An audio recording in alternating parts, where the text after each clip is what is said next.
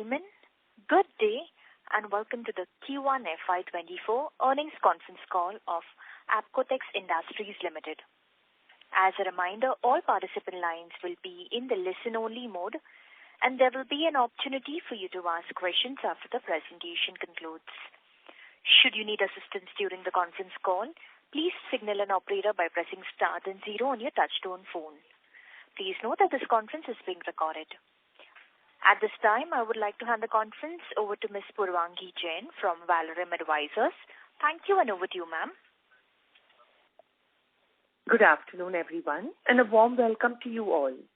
My name is Purvangi Jain from Valorem Advisors. We represent the investor relations of Apcotex Industries Limited. On behalf of the company, I would like to thank you all for participating in the company's earnings call for the first quarter of the financial year 2024. Before we begin, a quick cautionary statement. Some of the statements made in today's con call may be forward-looking in nature. Such forward-looking statements are subject to risk and uncertainties which could cause actual results to differ from those anticipated. Such statements are based on management's beliefs as well as assumptions made by and information currently available to the management. Audiences are cautioned not to place any undue reliance on these forward-looking statements in making any investment decisions. The purpose of today's earnings conference call is purely to educate and bring awareness about the company's fundamental business and financial quarter under review. Now, I would like to introduce you to the management participating with us in today's earnings call and hand it over to them for opening remarks. We have with us Mr. Abhiraj Choksey, Managing Director, and Mr. Sachin Karwa, Chief Financial Officer.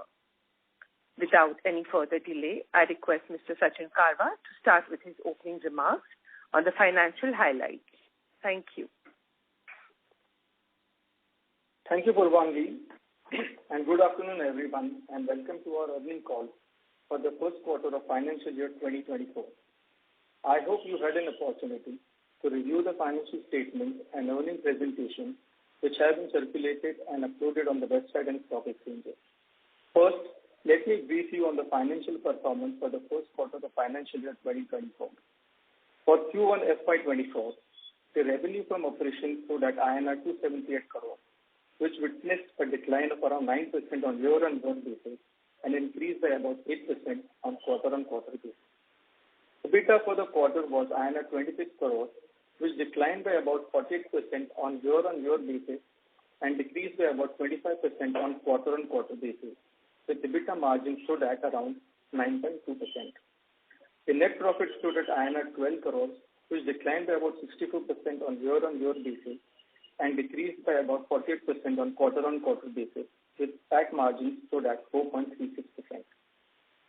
In Q1 FY24, on the back of new capacity commission, we witnessed our highest ever quarterly volume and export volume growth of 22% and 110% respectively on year-on-year basis, which was led by nitrile latex, carpet and construction. In spite of 22% increase in volume, revenue from operations fell by 9% due to sharp fall in raw material prices, which led to lower price realization of finished goods. EBITDA margins were affected due to lower margins in NBR and paper binders because of pressure on demand, falling prices and inventory losses. Furthermore, PAT margins declined due to increasing depreciation and interest costs only because of new expansion projects commissioned in March 2023. With that, I would like to open the call for question and answer session. Thank you very much. We will now begin the question answer session. Anyone who wishes to ask a question may press star and 1 on their touchtone telephone. If you wish to remove yourself from the question queue, you may press star and 2. Participants are requested to use handsets while asking a question. Ladies and gentlemen, we will wait for a moment while the question queue assembles. The first question is from the line of Nirav Jamodia from Anvil. Please go ahead. Yeah, good afternoon, team. So I have two questions. Sir, in your opening remarks, you mentioned that we have been able to grow our volumes by close to 110% in the export market on a YOY basis. And even in our annual report, we have been saying that we want to significantly up our exports going forward. So just wanted to understand your thought process, like when we go and tap the export markets, are there customer approvals which needs to be taken from those customers to whom we are already supplying? Because what we could understand is that we are exporting close to now 45 countries. So those customers would again ask for the approvals from the newer plants which we have set up. So how those processes are, and then I can go up to the second question. Yeah, thank you, Nirav. So it's a complicated answer, but yes, in fact, the process has to, I would not say restart from scratch, of course, not at the lab level, but customers do want to initially try out, some bulk quantity and then slowly move on. So especially in our nitrile latex for gloves, where the technology of the new plant is very different from what we were making for the last 3-4 years, because we were making it in our old plant, which was not necessarily the most ideal way of making nitrile latex, because those reactors and those optimized for other products, styrene butadiene latex, styrene acrylic latex, vinyl pyridine latex. So yes, the technology was a little different. So some of our customers did want to,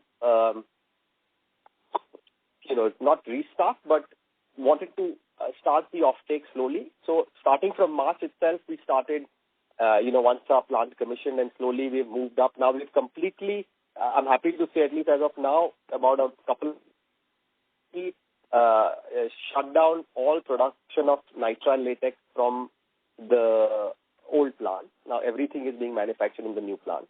Okay. And obviously, because the approval process takes 3 to 6 months, typically, we are slowly building up our capacity utilization. As far as our other expansion project in Taloja, where, it's our current products of styrene butadiene latex, styrene acrylic, and so on, it was much quicker. I would say almost immediately, customers said, the technology was the same. It's just adding new reactors of similar technology. So there the site or the customer approval time is maybe even 1 or 2 months, and they're happy to start. So yes, that's the nature of the business. Whether it's exports or domestic, it's similar.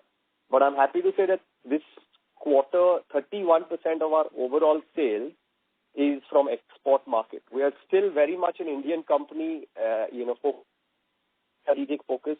However, many years ago, almost 8-10 years ago, we were only at 2 or 3% of sales were exports. So we were heavily India focused.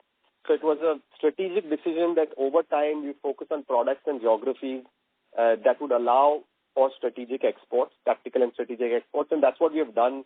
And for the first time, we have crossed this 30% mark. 31% of our total revenues, almost 1/3, is to grow a little bit more and diversified. It's not only in one country, so that's another good thing. So now, at least from a geographical risk perspective, we feel better about the company's current position. Got it. So just to add here, like when customers approach us, like in terms of from the different geographies, what you mentioned, do they require some high value added products which probably they are not able to get from the existing set of vendors to whom they may be getting those products? So we have been able to, one, innovate the products which is also visible in our R&D expenditures, which have been consistently moving up on a YOY basis. So have we developed some products where these products itself is giving us first more advantage of tapping those customers to whom earlier we were not supplying? And to add that, what you mentioned in some of our previous calls, that with this new capacities, probably our OPEX won't be going up. But with this new set of products, probably our per kg realizations can or could move up, which would ultimately flow to our EBITDA per kgs. Yeah, look, in some cases, we, of course, and, we have certain advantages as far as product performance or product quality is concerned. In some cases, we have a geographical advantage, as I've said before. So, for example, there are a lot of our customers in Africa, the Middle East, in the GCC, that are anyway importing the product from Europe. So there, in the current context, because of the high energy prices, the costs are higher, the time taken from Europe to come to some of these countries is higher, service levels, they've not been able to keep up with our kinds of service levels with the talent that we have in India. And by that I mean technical service, helping them with the final performance of their product, visiting often, building a relationship often. So, there's a combination of reasons why there is a competitive advantage. In some cases, it's not necessarily that product performance or product quality is significantly better. We have been able to develop it, but we have been able to provide other services and that are better than our competitors. So it's a combination of both. Got it. Sir, and second question is on IPCO build. I think one of the statements in the annual report is that we have significantly upped our sales value. We have increased our distribution network. So if you can throw light in terms of the opportunity size for our B2C business, where we are currently, what needs to be done over next 3-4 years to up the business from the B2C division significantly? So could it form a significant part of our business going forward? Because probably the margins there are better, stickiness of the customers are better, and with the distribution network, I think we can penetrate more. So if you can just explain a bit of those lines of. Yeah, look, our strategy in the B2C business has been to focus on our strengths, which is polymers, so we're backward integrated, and so a lot of the products for the B2C market that we are focusing on are the polymers that we manufacture and some that we understand, we're outsourcing, and so we have a basket of products. We are slowly building a distribution network. So earlier we were only in Bombay, we moved it to Maharashtra, now we're in 4 or 5 states. Within the 4 or 5 states, we are working with more, distributors to distribute our products. So as of now, we are growing organically, and we've been growing at perhaps about 20% a year for the last few years, barring the 1 year in COVID, 1.5 year in COVID, which was difficult. So we plan to continue to grow that. As a total value of the business, it's still a very small percentage of overall Apcotex revenue. Right. Over time, over 5-10 years, we expect it to play a more significant role in terms of profitability and then valuation at the right point. Because it's, the business is a little different from the B2B business. So building takes a while. Building the brand, building distribution networks takes time. Correct. But sir, can this business, whether the thought process within the company is that could this business be scaled up to 300-400 crores of size within the time limits what you mentioned upon, or it's too ambitious? Unlikely. No, that is too ambitious. I don't think that will be 300-400 crores in the next 3 to 4 years. No, I'm not talking about 3-4 years. I'm talking about the 5-10 years of the time period what you mentioned, where we can. Yeah, frankly, we have, we don't talk about it too much because it's an internal, it's a smaller business, and for competitive or proprietary reasons, we are not talking about the numbers of that business. Correct. Any numbers or, we are in it because we think it will play a significant role to diversify the business. It's a good opportunity. We can be backward integrated. We understand the market. And so we hope that it plays a significant role in the, overall business, either in terms of revenue or profit or EBITDA. Okay. So that's your endeavor, of course. Yeah. So just a small. Can we move on, if you don't mind, Meera? Fine. I'll join back in the. We have other people. Other people an opportunity. Thank you. The next question is from the line of Aditya Ketan from Smith's Institutional. Please go ahead. Yeah, thank you, sir, for the opportunity. So my first question was, so what was the utilization level we clocked for nitrile latex in first quarter, and what is our target for the full fiscal?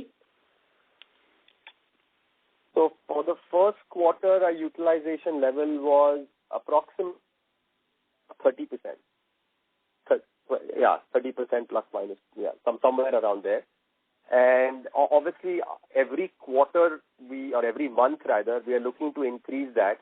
And so we hope by the end of the by the fourth quarter, we would be at 70-80% capacity utilization for that quarter. The average for the fiscal may be only 40-50%, but I must say that in the first quarter itself, we've exceeded our, both for nitrile latex as well as for our other products, where we had built capacity. our SB latex and for paper, carpet, construction, textile, and so on. So we're quite happy, and both plants are at about, I think, 30% or so. Sachin, correct me if I'm wrong, but it's around 25 to 30%, right? Yes, 25 to 30%. Yeah. Okay. And sir, we have taken also inventory losses into this quarter. So the complete impact that has been taken away, and the in terms of per kilo margins, so can we take a call that we are standing at the bottom, or there is more room for inventory losses, or things can go wrong and there could be further downside into the per kilo margin? Yeah. So I'm glad you asked that question. So there are 2-3 reasons, I mean, exactly about a year ago, it was the other way around. Perfect storm. About a year ago, there were a lot of tailwinds. There was, because of the supply chain disruption, the issues with China, freight rates were very high. So as Apcotex is a company, because 50% of our products are imported competition only, we benefited from that. Now, sort of, and prices were going up still, raw petrochemical and finished goods prices. Now we're in a, so to speak, this quarter at least, where we have seen raw material prices crash. And frankly, earlier, Q4 and Q3, we had a lot of stock that we had overbought, raw materials at that time because of supply chain issues. In beginning of Q1, we had pretty much exhausted all of that, and we had sort of normal levels of inventory, but the drop for some reason has been so sharp and so unexpected in the last quarter that even with regular stock, we've had to, bear with these inventory losses.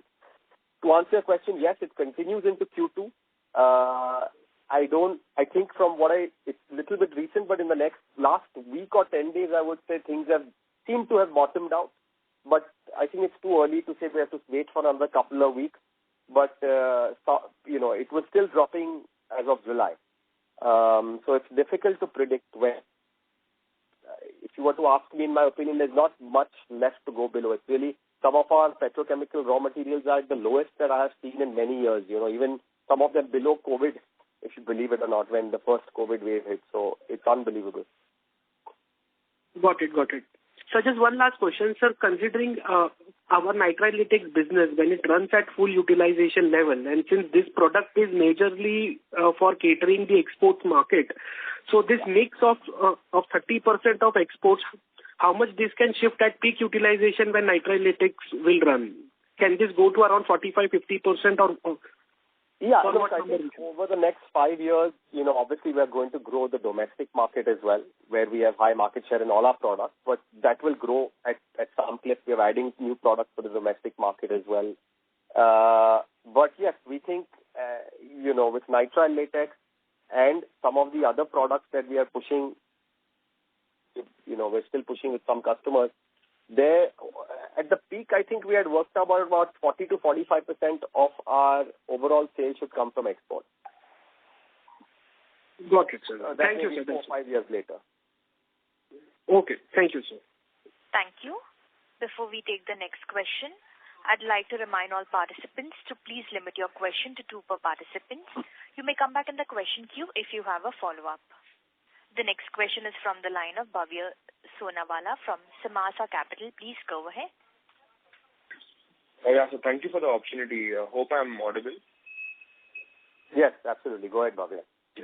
Yeah, so basically, just looking at our customers and competitor commentary that, Top Club had closed 17 factories temporarily, and Synthomer also had a kind of guidance that nothing is getting better in at least 1 or 2 quarters in terms of inventory pile-up.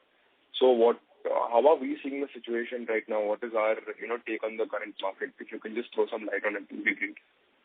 No, I think very similar. As of now, at least for the next 1 or 2 quarters for nitrile latex, it doesn't look like margins are going to improve.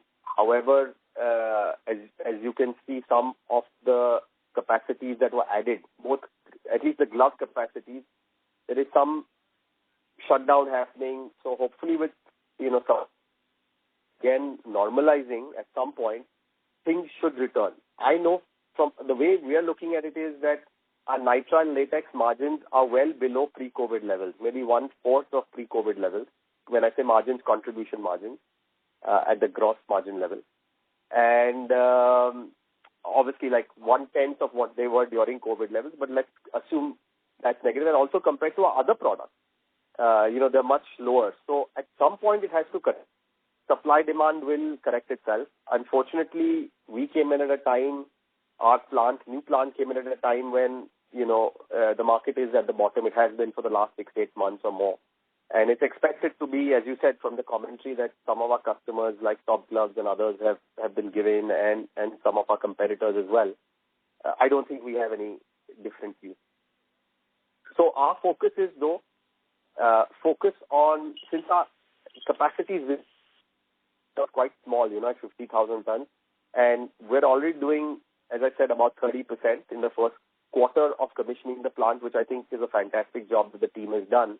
So we hope to continue to improve that, focus on improving our capacity utilization, our market share, and at the time when it turns, we'll be there. We'll be there in the market. And there are a lot of opportunities, not only in Southeast Asia and with some of the big customers, but in South Asia and Sri Lanka, India, some opportunities have arisen with specialty products in the West, in Turkey, Europe. So we are now focusing not only on Southeast Asia, but other markets as well. Okay, understood. So that was really helpful. So just one more question that I had was, is the medical glove market growing irrespective of what's happening on the inventory side? Is there any degrowth or it's growing at a lenient level, if you can have any sense on that? So the way to think about growth, at least the way, I'm ignoring 2021-22, right? Calendar year 2021-22, because that was a blip. All medical, whether it was gloves or masks or everything else, demand was through the roof. So obviously, compared to those numbers, you can't count growth. But if you look at 2019 and then try and draw a line, yeah, absolutely. All at least for gloves, I can tell you, there are two. One is that, the quality of healthcare and the awareness of personal protective equipment in Asia is really almost at the bottom. That only can go up. And in America and Europe, yes, it's a mature market, so that's growing. So I'm talking about gloves overall. But within gloves also, there's natural latex gloves and nitrile gloves. Now, because of the availability issues, uncertainty of availability, plus the protein allergies in the West, issues around those things, the market is moving from natural latex gloves to nitrile latex gloves. It has been moving for the last many years, 7, 8, 10 years, but that continues to move. So as a result of which, nitrile latex gloves are growing at a faster clip than overall, other PPE markets. So we continue to remain bullish. All reports show that, growth over a 10-year period for nitrile gloves worldwide. Okay, understood. And will we stick to the 200 crore guidance from the new capacity? Sorry, what is that 200 crore number? No, I'm saying we expected, I think 200 crores from new capacities coming in this year. Revenue? In terms of, pardon? In terms of revenue you're talking about? Revenue, yeah. I'm sorry. Yeah. Well, look, I don't want to give annual guidance. Yes, we have certain targets, but overall we're looking at about 600 to 700 crores from the investments that have been made. Okay. So at 100% capacity utilization. Got it. Thank you. Thank you.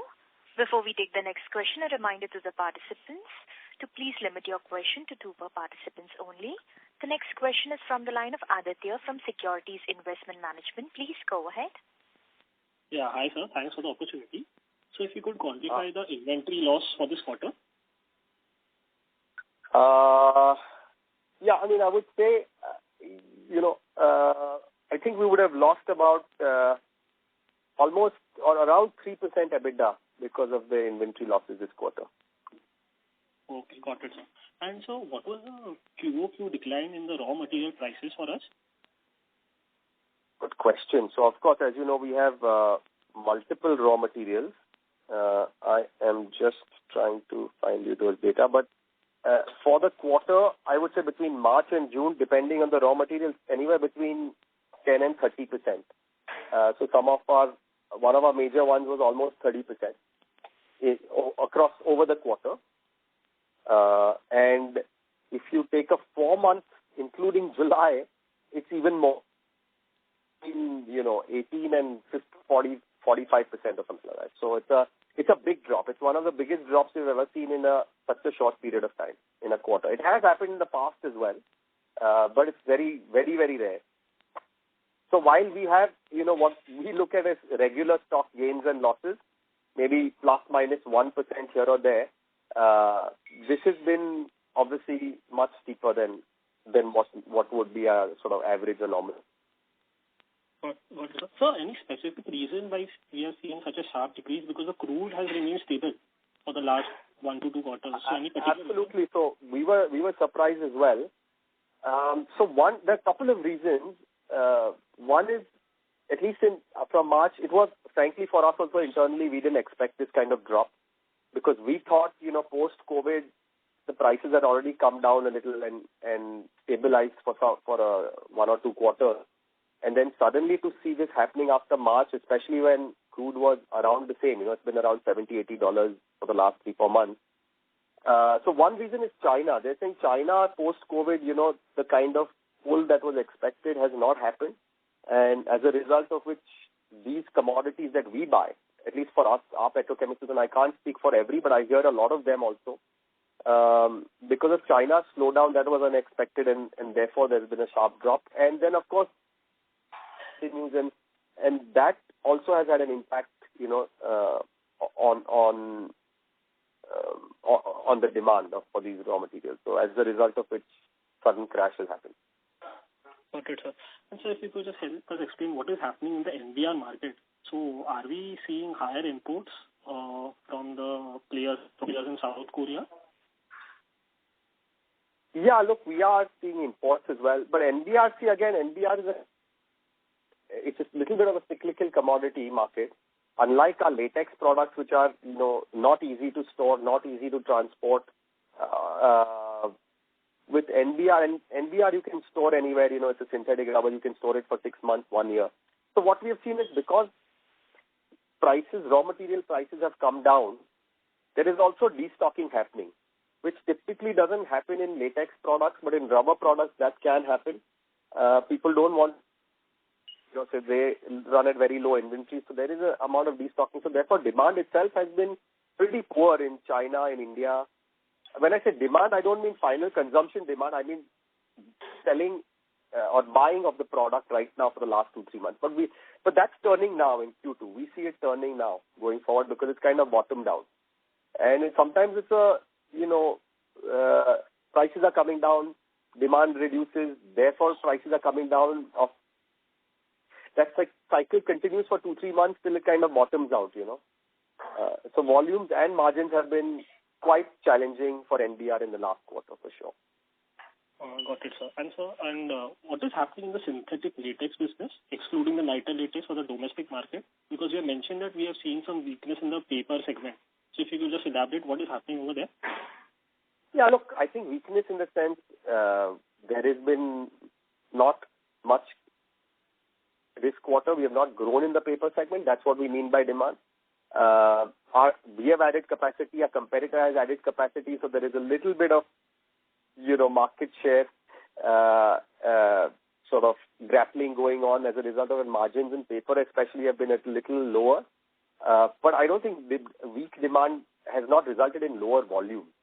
And whereas the other segments, construction, carpet, textiles, we have seen growth in volume, both domestic. So that's the nuance. But yeah, I mean, there the business is going reasonably well. Besides the stock or inventory losses that we have had, there's no major issue. And just so one last question. So in the annual report, we have mentioned that we have completed a rebranding exercise to effectively communicate what Apcotex stands for. So if you could just specify what is this rebranding exercise? So a couple of things we have done. So, it's been 7 years since we acquired modified the logo a little bit, we have defined our values in our company. We have started social media marketing, which we were not doing earlier. And so please, I'd encourage all of you to follow us on LinkedIn. Apcotex has a page, and we're quite active now on LinkedIn, which we weren't earlier. So that's what we mean. So rebranding and sort of social media campaign. We have, revamped our brochure. I'd encourage all of you to support us and follow us. Sure. Thank you. That was helpful. I'll join back in the queue. Thank you. The next question is from the line of Dhiral from Phillip Capital. Please go ahead. Yeah, good afternoon, sir. Thanks for the opportunity. Sir, I wanted to know how our contract, work with our customers. So is it like a monthly contract or a quarterly contract? Because whatever raw material, price fall which we have seen, so are we going to benefit from that?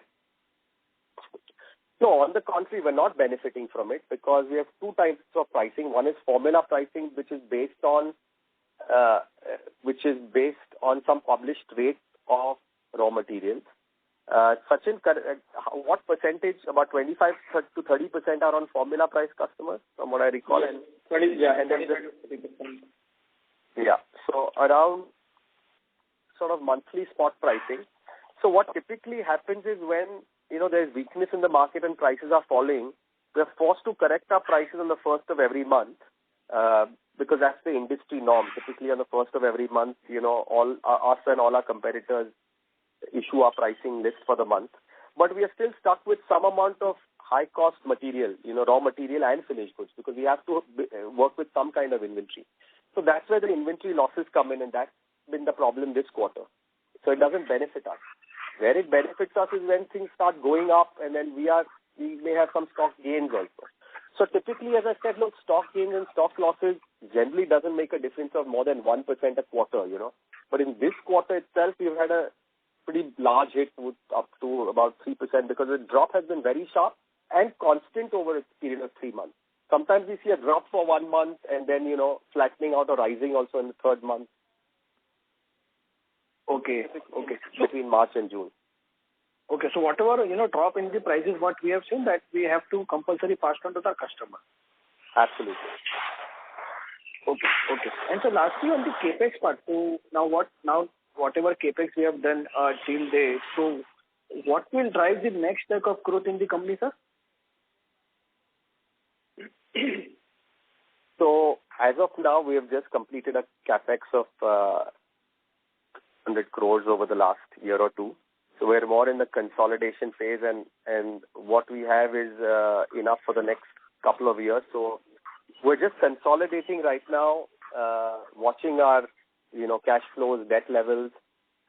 In the meanwhile, we have completed the detailed engineering and budgeting for expanding our NBR business, where we are trying to double detail engineering, but we're trying to see, now we're working at sort of advanced stages to see how we can reduce the capex cost and investment cost. At the same time, there is enough work going on in terms of selling this additional capacity that we've just invested in.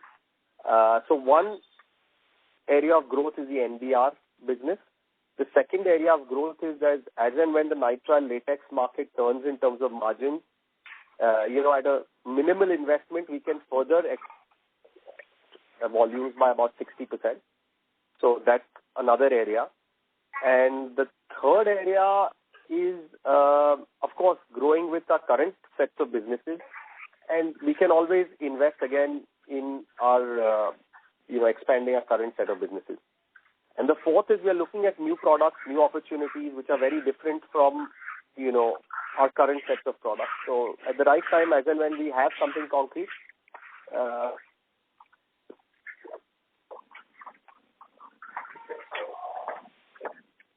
Thank you, Neeraj. Thank you. The next question is from the line of Aditya Khetan from Smith Institutional. Please go ahead. Thank you, sir, for the follow-up. Then the question was, so this 30% utilization figure which you had given for this first quarter, this is on a capacity of 85,000, right?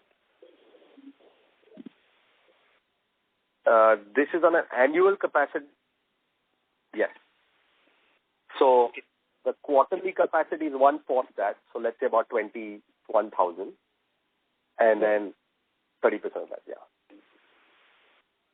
So despite we have started one of the big project of nitrile latex, our employee cost has on quarter basis has declined by 4%. There should be a rise in employee cost, considering we have started taking the volumes and numbers into our financials. So why that has declined? I think one reason, Sachin perhaps can answer this better, but one reason is in Q4 of last year, a lot of our bonuses and variable pay was sort of included in that. I would have to go back and check. Other than that, I don't see any reason for decline. And don't forget, we had already recruited all these people, obviously, before the plant started. So the only thing I can think of is a variable pay component which generally hits the March quarter, which doesn't hit the Q1 quarter. Sachin, anything else I'm missing why it would decline? No, perfect. I think that's the reason. Yeah. So you might have recruited them early, but you will account for the numbers when you have started accounting for the volumes, right? Sorry, you'll have to check. What do you mean account for the numbers? Because they had already joined us, so they were part of the employee cost anyway. Yeah.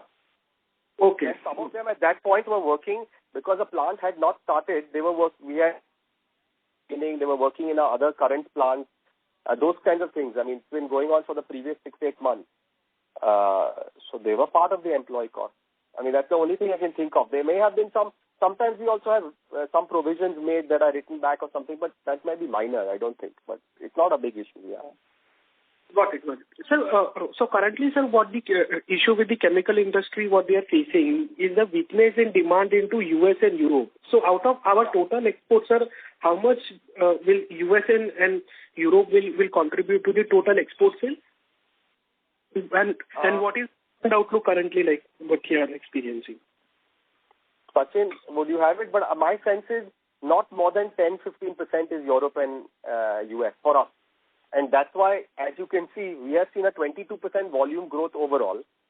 Our exports have in fact grown by 110%.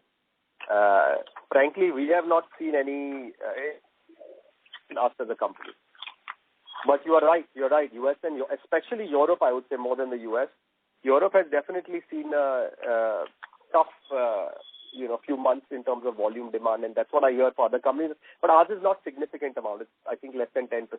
Sachin, do you have the number with you ready, or? I need to check, but yeah, it is in the range of 5 to 10%. Yeah, that's what I would venture a guess, Aditya. Yeah. Good. Thank you, sir. Thank you.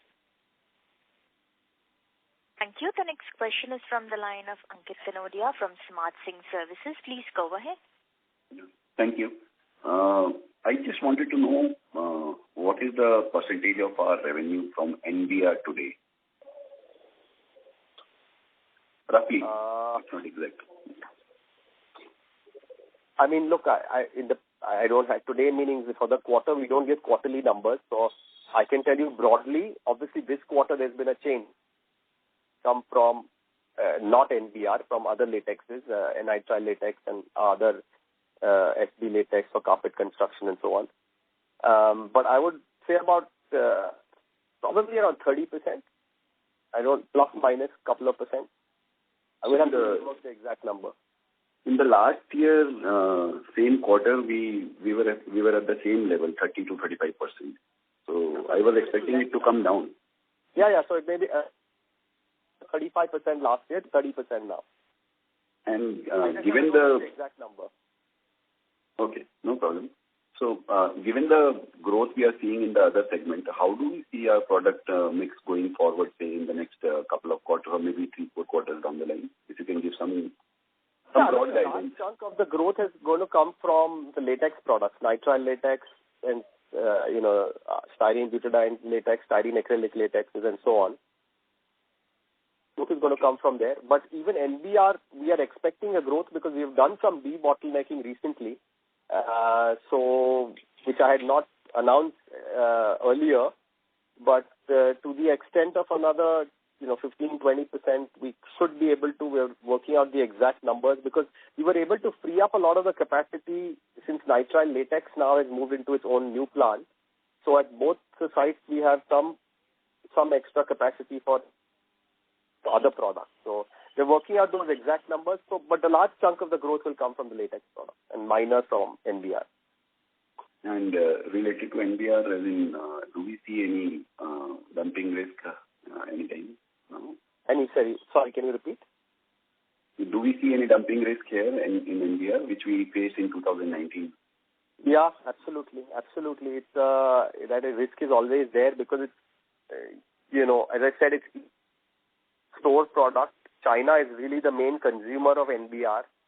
So anytime we see China demand slowing down, we see dumping meaning much lower margins than when I define dumping, it's much lower prices or margins than the average that you would see over a period of 5-7 years. And it happens from various countries, from mainly Korea, Russia. Those are the two. Sometimes China, but we don't. Yeah. Last question is related to asset, and I find it very difficult to foresee what kind of asset turn we may have in FY24 and maybe FY25. Can you give us some broad guidance? Maybe not exact number, but some broad guidance. Because FY22 was 6 times, and then it has fallen 50% from there in FY23. So any guidance? But look, anytime you commission a new project from a balance sheet perspective, and in our case, we had pension for many years.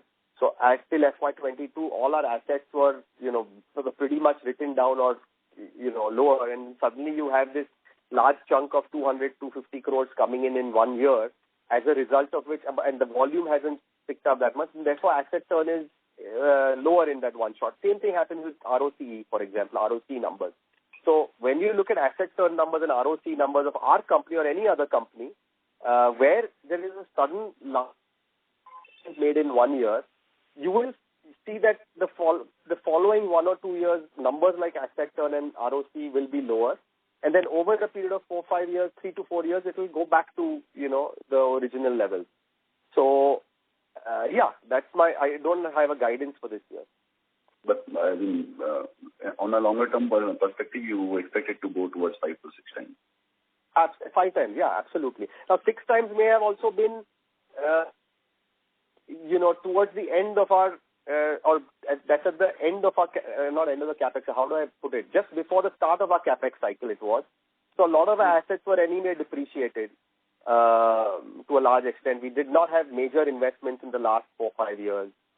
So 6 also may have been too high, but yeah, at least 5. 4 to 5 we expect it to go back to.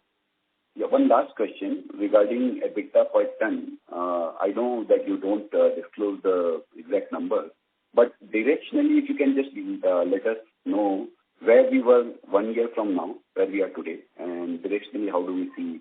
Yeah, it's much lower. It's much lower for, again, 3 or 4 reasons I've given, but I'll repeat them again. One is the inventory losses for this quarter. The second is overall margins in NBR have especially NBR, have been very low. Number 3, the growth that has come from nitrile latex is done. And number 4, the tailwinds that we had 1 year ago are gone now. They're not there. They haven't been there in Q3 and Q4 of last year as well. But Q1 and Q2, we had them. As I said, the freight advantage that we had for our competitors' products that were imported. So as a result of which, EBITDA per ton is probably, maybe half of, it's similar, our EBITDA has fallen by 45%, EBITDA percentage. The EBITDA per ton has also fallen by around the similar numbers. Okay. That's it from my side. Thank you so much. Yeah. Thank you. The next question is from the line of Tej Kumar Pandya from Ganesh Stocks. Please go ahead. Good afternoon, Mr. Choksi. Good afternoon, Mr. Pandya. First thing is, I'm thoroughly disappointed. The finance cost and your depreciation and amortization cost from the last quarter has increased tremendously. Finance cost has gone up from 58 lakhs to 363 lakhs, and the amortization has gone up from 468 lakhs to 738 lakhs. Why is so much of depreciation, increase in depreciation and finance cost? Mr. Pandya, in fact, I don't know if you were in a concall, the last concall that we had, where I had mentioned that please expect higher depreciation and finance costs for going forward. Simple reason is that we have commissioned 2 projects worth about more than 200 crores in the month of March, or around March in Q4 of last year. And therefore, the depreciation of those projects and the loan that was taken to partly finance those projects, all those start hitting the P&L from Q1 of this year. So you can expect depreciation and interest this going forward for the next few years, next few quarters, to be at these levels. Of course, as we repay the loan from next year, interest amount will come down, but depreciation will be high for a few quarters. But this should help you in increasing your turnover from 1,000 crore a year to something about 1,500 crores. Is that fair guess? Absolutely, but our turnover, as I explained to one of the previous callers, that our volumes have gone up by 22%. But as a result of the decline in raw material prices, overall our realizations have come down by 30%. Therefore, it looks like our turnover has come down by 9%, which is true. But please don't look at our turnover only in terms of, that will correct depending on our raw material prices and the business that we are in, where there is a huge volatility in turnover. Oh, thank you so much. But I hope that turnover and top line and bottom line will increase and help your shareholders will gain from it, from all your... Absolutely. Our endeavor is always to increase our bottom line.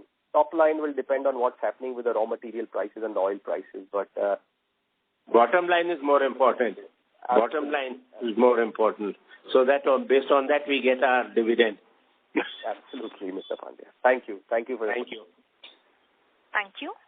The next question is from the line of Aditya from Securities Investment Management. Before that, I'd like to remind participants, if you have a question, please press star then 1. Thank you.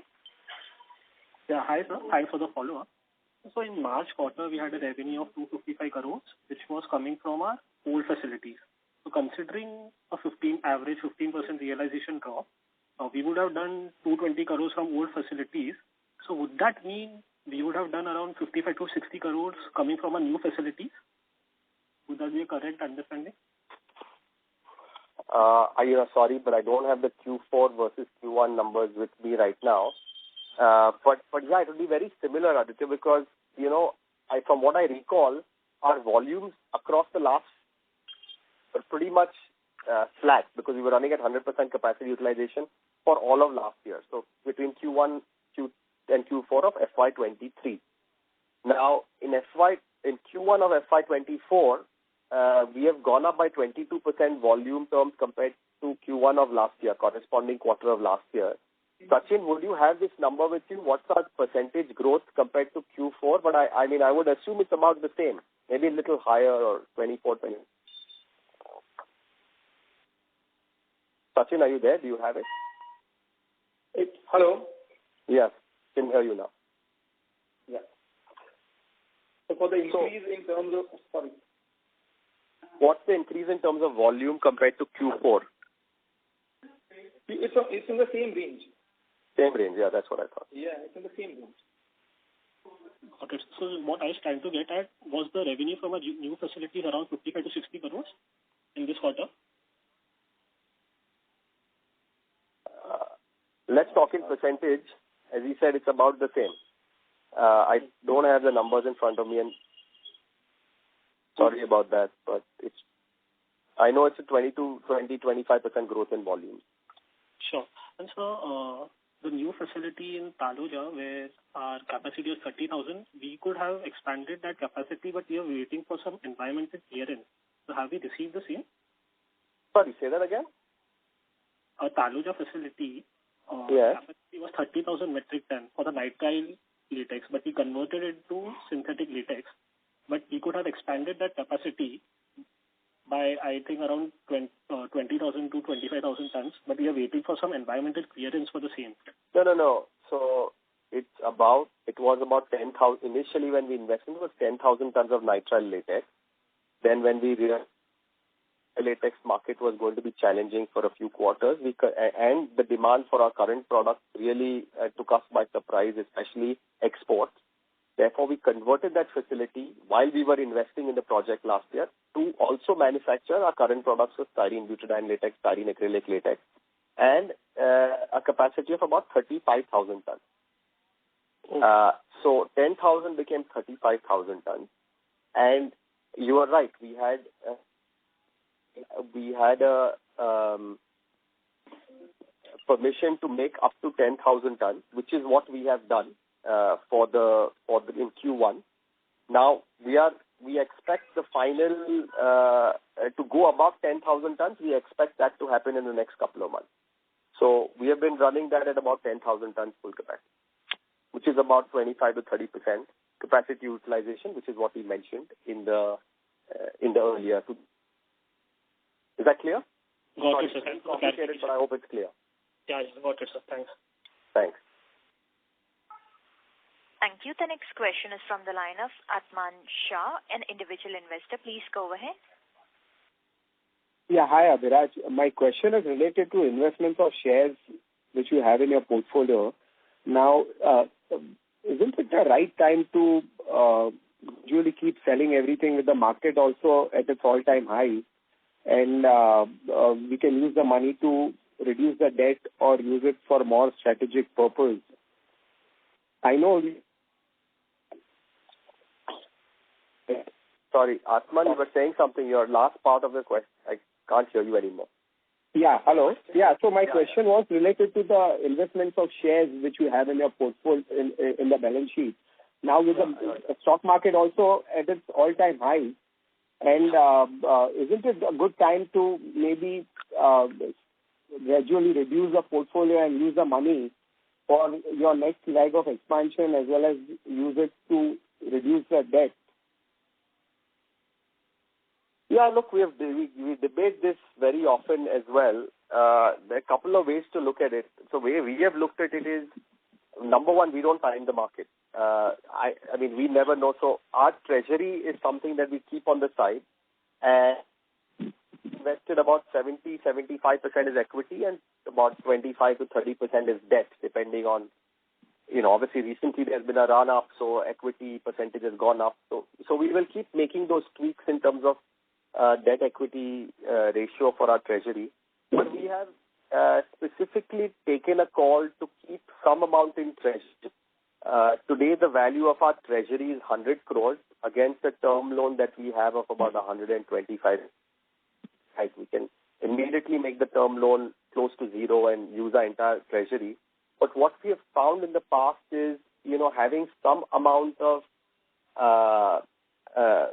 treasury fund is important, because there are times when, even let's say if you want to expand immediately into some other area, banks will fund us only to a certain percentage. Some of the others have some internal accruals and our savings.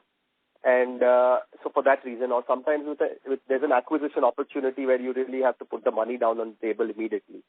So as a result of which 100 crores in our current context of the company's total market capitalization, total revenue is we feel a fair amount. At the right time, if we feel the treasury amount is much more than we would need, then we will tweak it, and we did. In the last few quarters, some of the treasury for some of our capex investments, but largely we want to keep that strategically, and since we are long-term investors, we're not touching it. We try and maintain this ratio of about 70-30 equity to equity and debt. Okay, fine. That's been the philosophy. Okay. Fine. And we don't time the market. We don't try and get in. No. My question was not more about timing. I'm saying now that you've done this capex. I'm sorry to interrupt. Markets are looking good. Why don't you come out of it? This is timing, right? No, not that way. Now that you have you have a major capex done, and you have a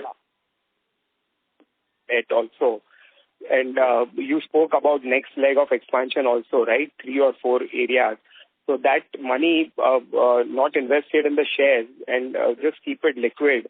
Of course, repay a little bit debt will be more strategic and will be more helpful, right?